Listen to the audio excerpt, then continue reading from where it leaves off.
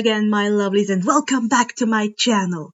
Today we will be looking at the 13th chapter of Avatar: The Legend of Percy, Trial by Fire by WardofWinters. Apparently we reached the bullfight. Oh dear, poor little Percy.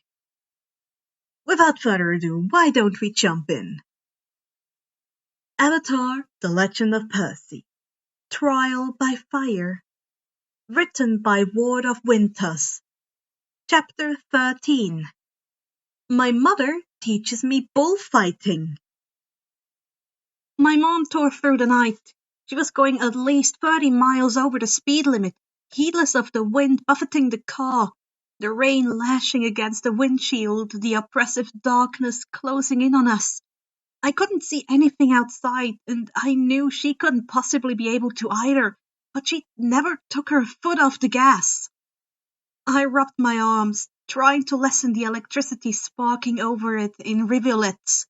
The burning salt rubbed at me, digging into wounds I didn't have.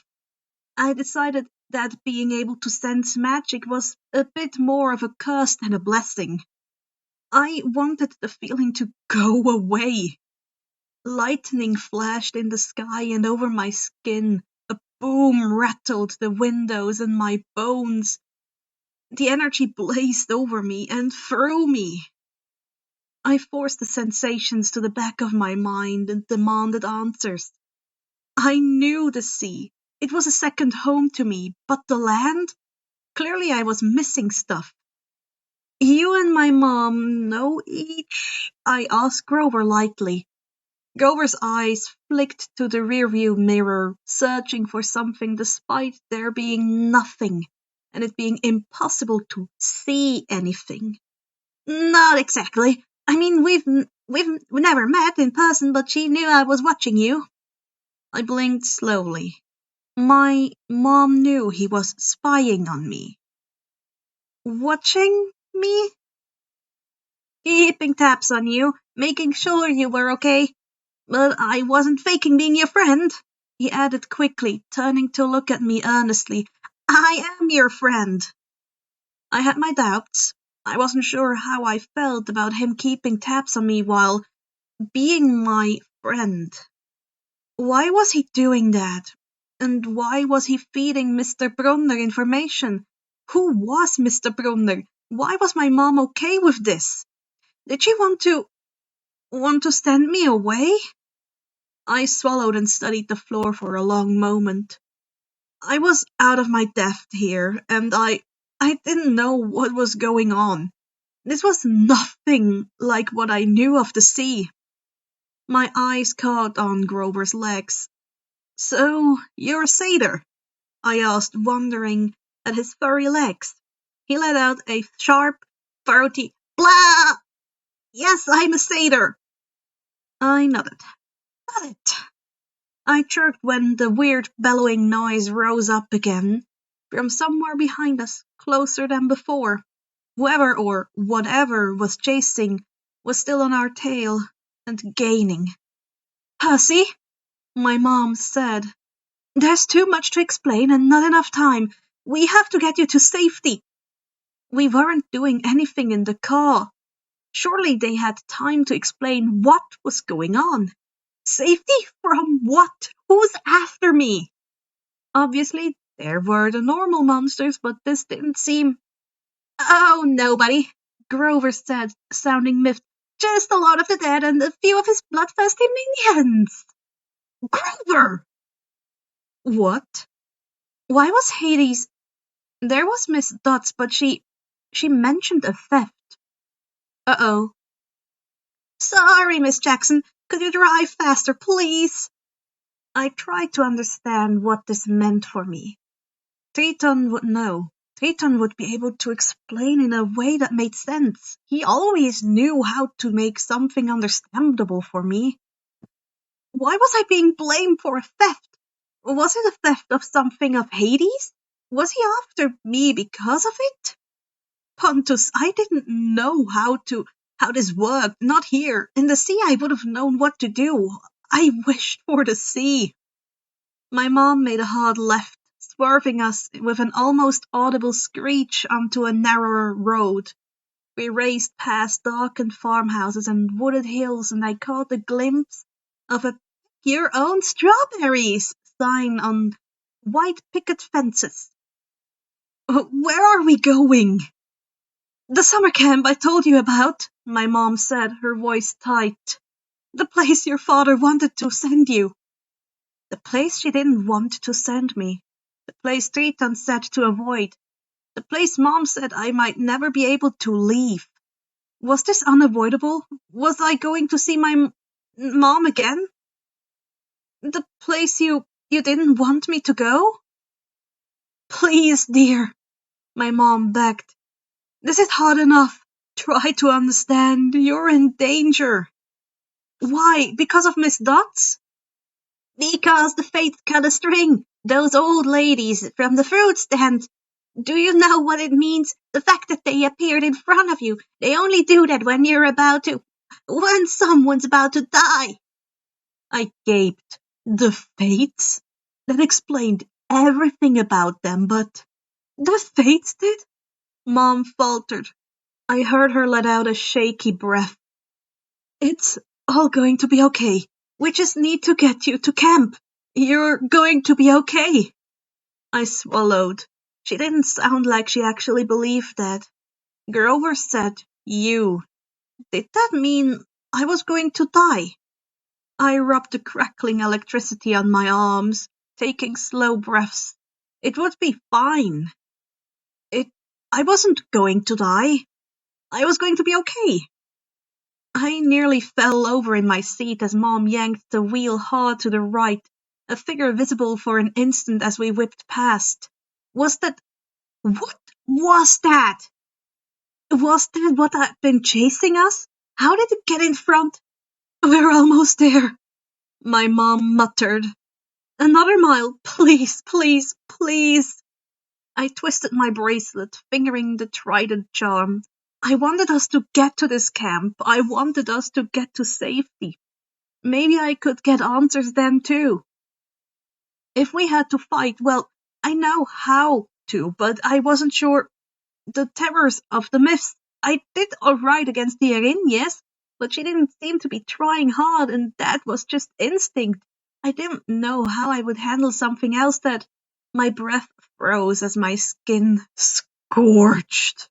And then the world exploded. I was weightless.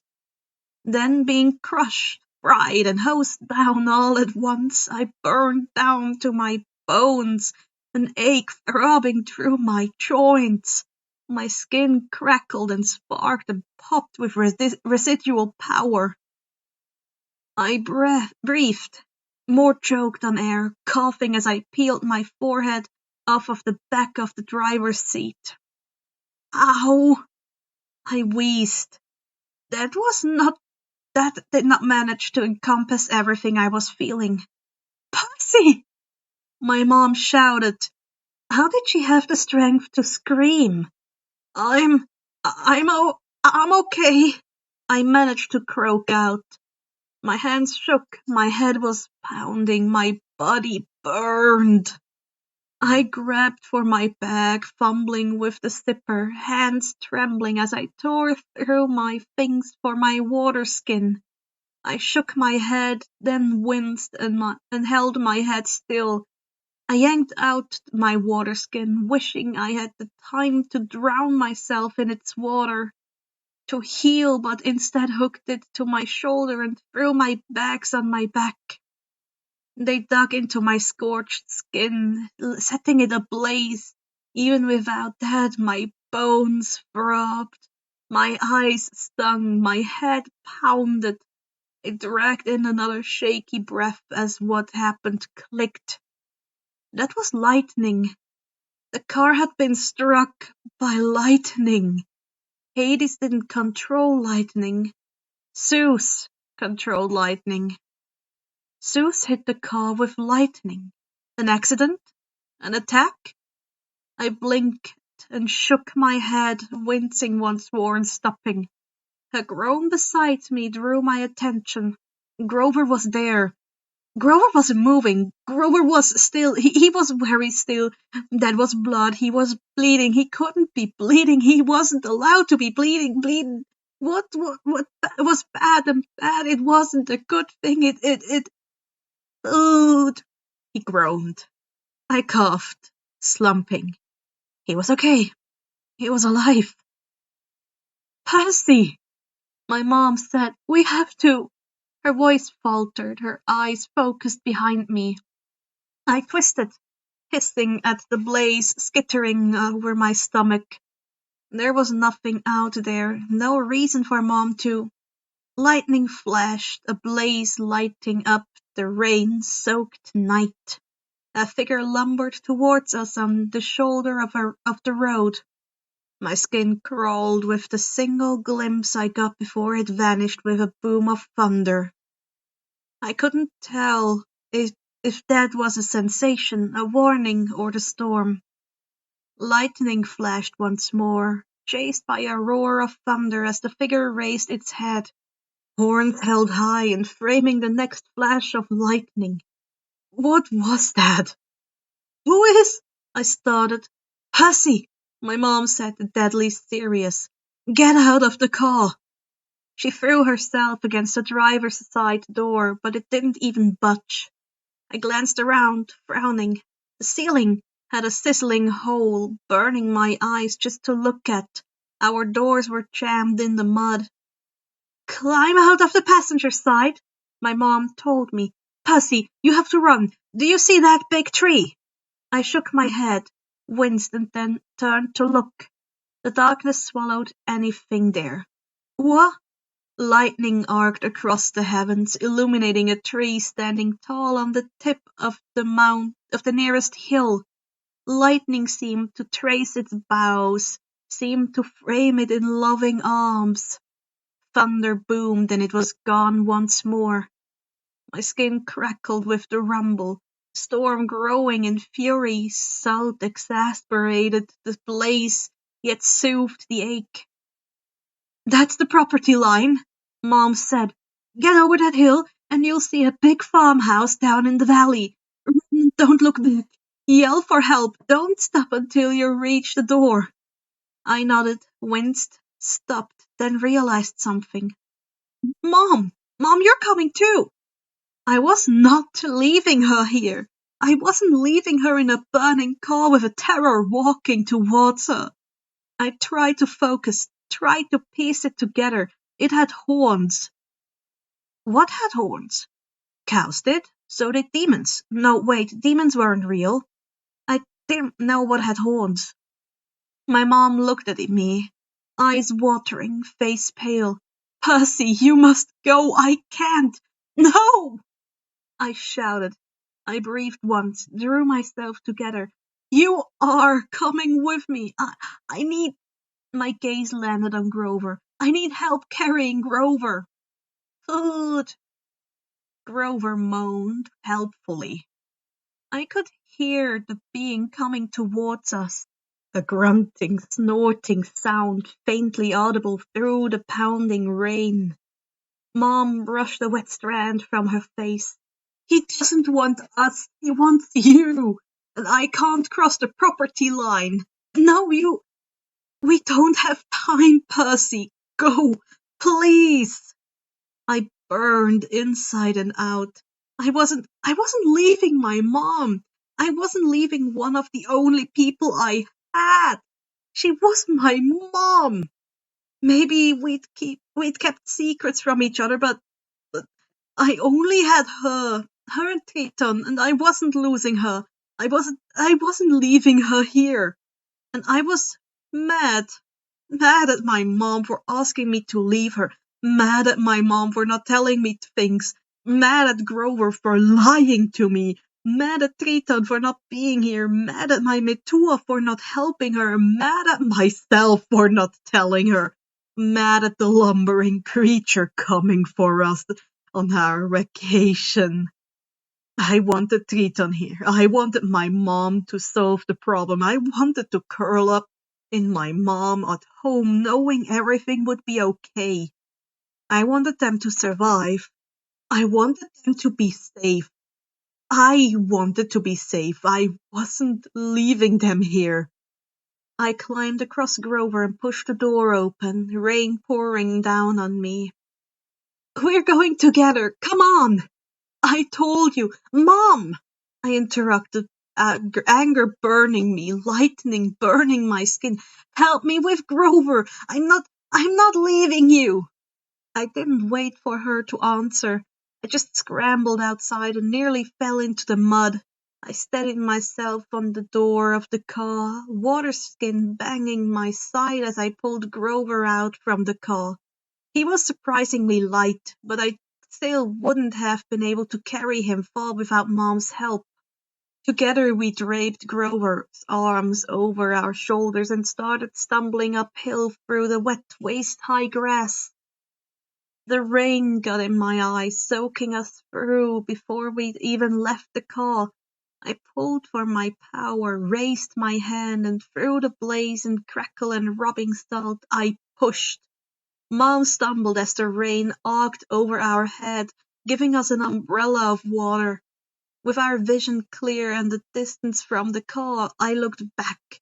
Without the mud-coated rear view, I got my first good look at the terror hunting us. It was massive, muscles bulging along its 7-foot-tall body. It lumbered forward in only bright white underwear. A fashion disaster. Soaked brown fur matted on its chest due to the rain, but it didn't seem to have much fur on its legs. Its head was a thing of nightmares, a bull's head. If the bull was all muscle and sharpened its black and white horns till they were capable of stabbing through steel. The large snout seemed to sniff the air. I knew this creature. Everyone knew this creature. Mr. Brunner barely had to talk about it because everyone knew it. I stared, my heart in my throat. That's Pacify's son, my mom said. I wish I'd known how badly they want to kill you. I blinked, and it distracted some from the terror before me. Pacify? Who was she again? Well, probably the Minotaur's mom, but weird way to talk about him. That's the Don't say his name, she warned me. Names have power. Did they? I didn't think they did. Not in the sea, at least. Maybe that was a land thing? Mom knew land things, apparently. I wish I knew land things.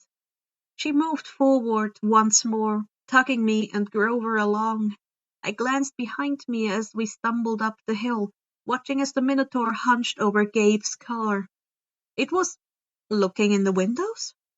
Or more like snuffling, nuzzling. He was a bull. Did they have a good sense of smell? Food, Grover moaned. I hissed.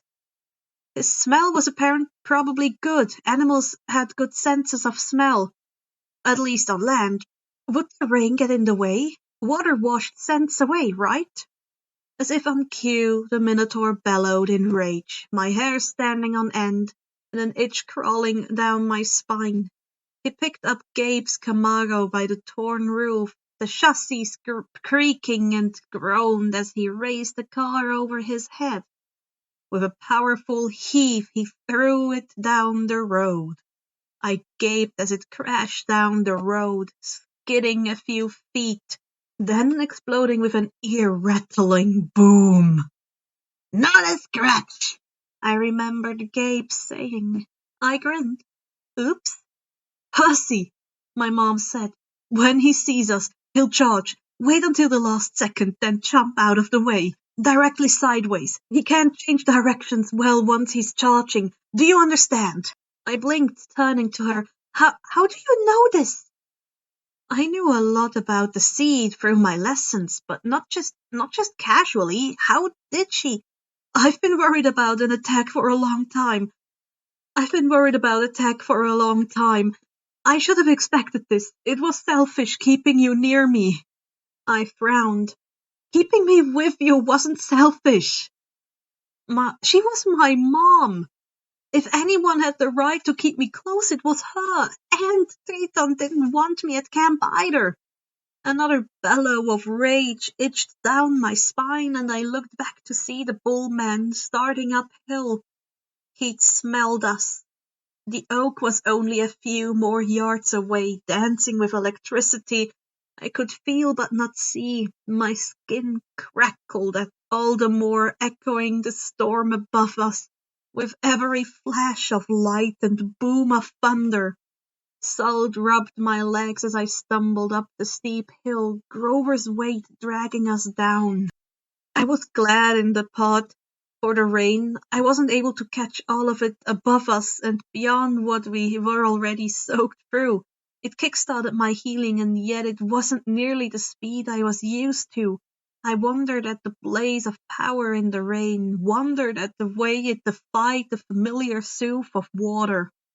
Mom pulled Grover more on herself, our gazes drawn on the Minotaur, who was nearing rapidly. I released Grover and swallowed hard. Go, Percy! Separate! Remember what I said! I trusted my mom to know what to do, so despite the fact that I was lost in the rain with a bull charging at me, I gritted my teeth and sprinted to the left as my mom went right. I'd definitely need to research land myths more. I turned to find the Minotaur, only to see it nearly on top of me. My body itched, digging under my skin and into my bones. I wanted to throw up, I wanted to scream, I wanted to run. I stayed still and faced the Minotaur. Rotten meat filled the air, fear twisted my stomach. I'd never faced something head-on like this. The Empusa was a raw terror and panic. The Agiain was all instinct and luck. This was different. This was facing down a beast, only defeated with the aid of the gods in the myths. This was the Minotaur. His head lowered, razor-sharp horns aimed straight at my chest. The moment was too slow, the moment was too fast. I couldn't run, I had to run, I needed to wait, I needed to act. I swallowed my fear, steadied my breath, and waited. There was no outrunning this beast. This terror of the labyrinth. I could only trust in my mom's word, and trust in Triton's training. The Minotaur was upon me, and I took a leap of faith. My body screamed as I hit the ground and scrambled back up, as hiss escaping at the burn and ache and rubbing salt that throbbed through my body. I forced myself to stand, forced myself to blink the tears of pain and terror back, and dragged in the breath. The Minotaur bellowed in anger, my ears rung, and it turned as I did, but not towards me. My gaze followed its own, landing on my mom. I stumbled forward, wincing at the berm.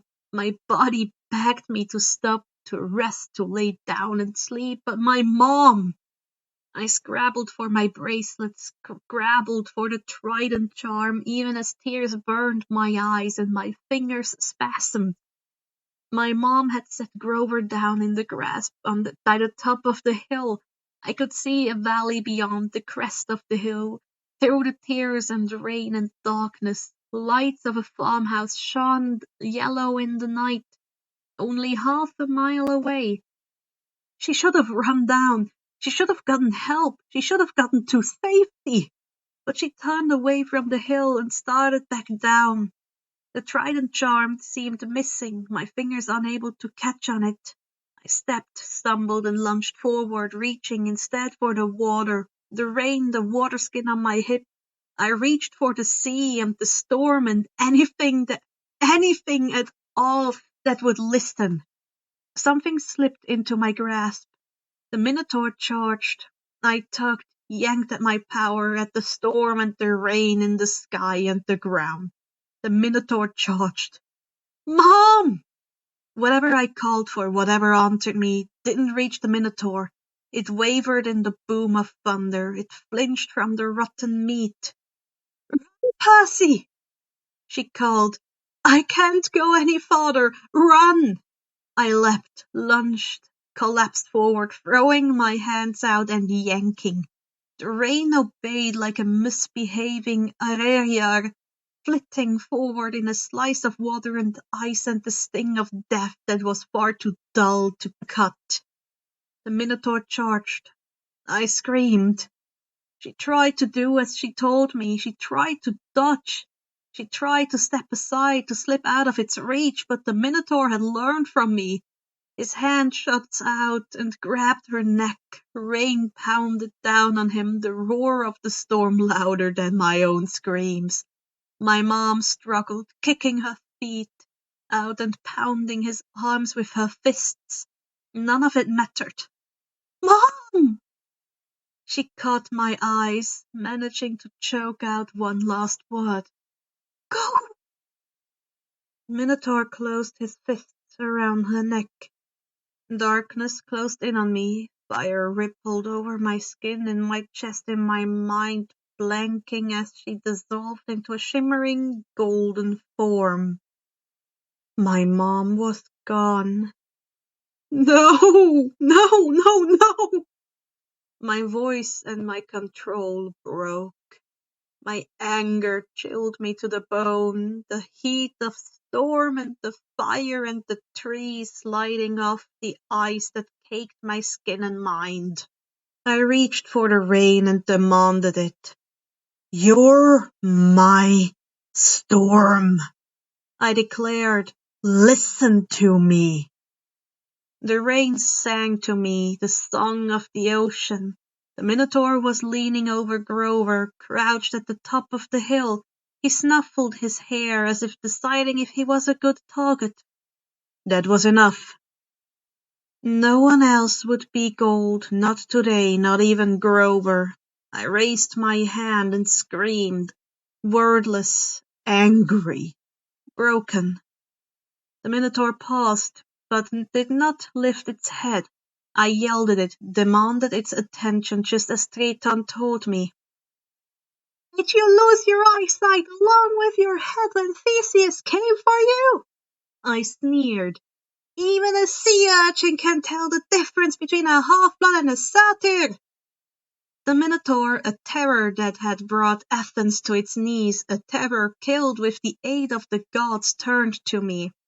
He shook his meaty fist at me with a bellow, black eyes gleaming cruelly. I found them an insult to black eyes. His bellow ended and I snarled back, glaring with all my might as I backed up to the oak tree behind me. Electricity sparked through its needles, and above in a protective arc, I steadied myself, readying for the fight to come.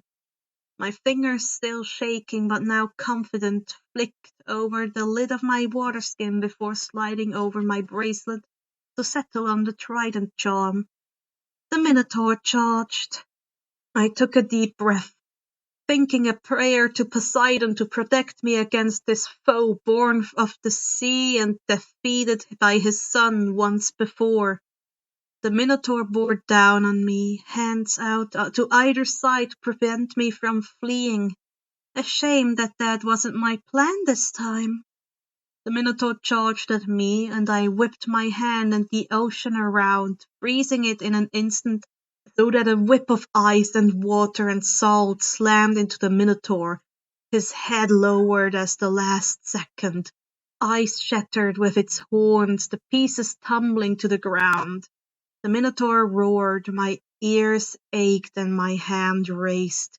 I brought it down with the sea and storm and the lash of water coiled around its muzzle, yanked to the side with a slice of my hand. The Minotaur staggered, growling and snarling. I finally pulled the trident charm, the bronze tips glowing in the rain. I fell into a familiar stance, one drilled into me through the months of practicing under Triton. One hand out for the water, one steady for the trident. I yanked the water whip, formed of rain and ocean, and lunged forward. The Minotaur roared as my trident slipped through its ribs and chest with a squelch. My knees buckled, rebelling against the movement I made, and stumbled back, pulling my trident out as well. The Minotaur clawed at its side, eyes wide and wild. and slowly tumbled, not all at once, but in pieces. It dissolved, crumbling away in chunks of golden sand that tumbled to the ground bit by bit. A familiar burn slid over my skin, chasing away the ice that held me together as the sand was washed away by the storm. Within seconds the Minotaur had crumbled away. The roar of the storm faded with the last of the sand, salt and scorching lightning slipping away in rough movements and crackling jumps.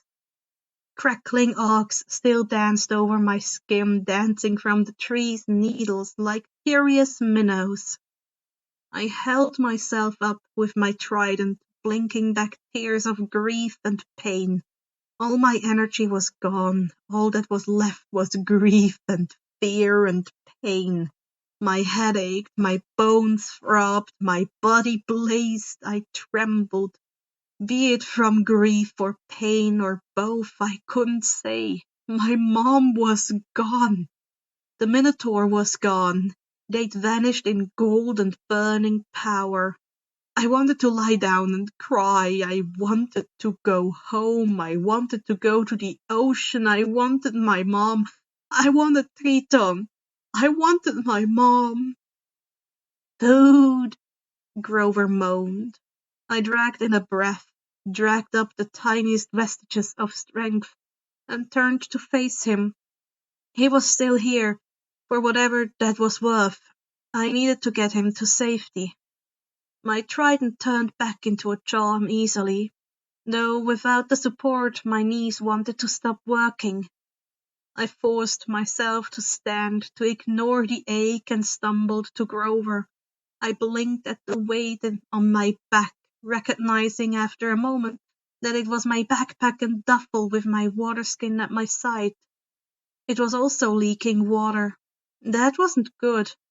I needed to put a lid on. That was probably important. The cord connecting to the lid to it was a lifesaver. My head spun and my fingers shook as I plucked it shut once more, and I decided to open it again to dump some water on myself. The water poured over me as an elixir of life, and my body breathed a sigh of relief. Then promptly demanded I collapse right here and sleep. I ignored its demand, ignored the pain, and bent down to hook an arm under Grover. Hauling him up took more energy than I cared to admit, and balancing him over my shoulder was an exercise in patience and strength. Once I managed a trip down the hill towards the yellow light and the promise of safety began. My head was hurting, and the water in my eyes could no longer be blamed on the rain. I wanted to stop. I wanted to rest. My head ached, and my body ached, and everything ached and burned and blazed and throbbed, and I wanted my mom. I wanted Triton. I wanted my mom. I held tight to Grover as my breath stuttered and tears slipped down my cheeks. I dragged him towards the soft light in the night as I choked on my grief and pain. I couldn't have let him go if I'd had to write then. I wasn't letting anyone else go. I collapsed at last, my knees saying no more, onto the wooden porch of the house. My vision was darkening, shadows drifting across my sight with the spinning ceiling fan above me. Electric arcs danced over my skin and whispered safety and danger in turn. Something familiar settled over me. Two faces, a familiar-looking bearded man, and a pretty girl, her blonde hair curled like a princess's. "He's the one," the girl said. "He must be." "Silence, Annabeth," the man said. "He's still conscious. Bring him inside." The last thing I felt as I passed out was the feeling of the ocean pulsing from the conch shell charm in my bracelet. Triton's point of view. The ocean was in turmoil. First Metu was accused of theft, and then Zeus threatened war. War was a lot of work. I had to contact allies all over the oceans, arrange defenses, make sure the men were trained, ensure the young and old were safe, and so much more. The ocean had not been at war in some time, and preparing for it was difficult. I longed to contact Percy, to speak with him, to check on him. I cared for this little brother. He was my little brother, and I wanted him to be safe. Metu did not dare look at him, didn't dare ensure he was trained or guarded, and thus it was my responsibility. Yet now I dared not to do so either. Percy was in danger, and should those on the land or sky or underneath learn of him, he would be in far more danger. He already attracted danger like nothing I'd ever seen before. I didn't dare add to it. I empathized with my Metu then, in having to stay away from the one I cared for so much. I wished this war would stop. It was pointless. Metu had not stolen from Zeus. If Zeus had bothered to find evidence, then we would not have this issue. I wanted to be able to see Percy once more. I wanted to speak with him once more. I didn't even dare use Iris messages for fear of Iris informing Zeus. Iris always sided with Zeus in conflict. And this was war. I had to treat it as such. Alas, avoiding seeking out Percy did not seem to prevent him from seeking out trouble.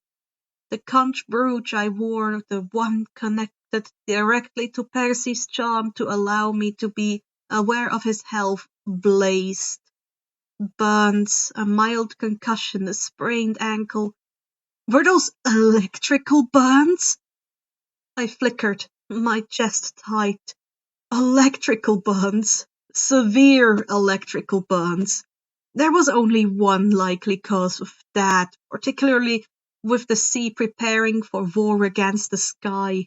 I took a steadying, if pointless, breath. I couldn't leave, though I could spread my presence.